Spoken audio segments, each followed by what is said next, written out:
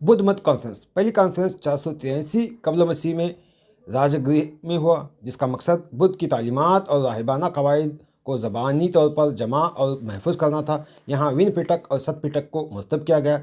ये बादशाह अजातशत्रु की सरपरस्ती में हुआ।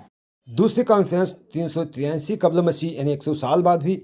ये वैशाली शहर में हुई, जिसका मकसद भिक्षुओं में राहिबाना उसूलों की तशरीहात पर पैदा होने वाले इख्तिलाफात को हल करना था। लेकिन इस कौंसिल के बाद बुद्ध मत में फ़िरकाबंदी की बुनियाद पड़ी। ये बादशाह काला अशोका की सरपरस्ती में हुई।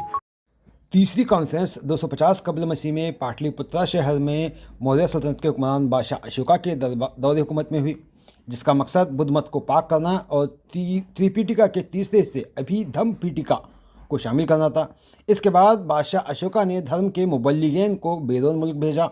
चौथी कॉन्फ्रेंस पहली सदी कबल मसीह में कंडोलवान कश्मीर में हुई, कुषाण सल्तनत के कनिष्का हुक्मरान की सरपरस्ती में हुई, जिसका मकसद बुद्ध मत के मतन पर संस्कृत ज़बान में तबसरे लिखना था और उसको दोबारा तशरीह करना था। इस कौंसिल के बाद ये दो फ़िरक़ों में बट गई, हीनयान और महायान फ़िरके में। इसी तरह के मजीद वीडियो देखने के लिए नवाज उर्दू यूट्यूब चैनल पर बने रहिएगा।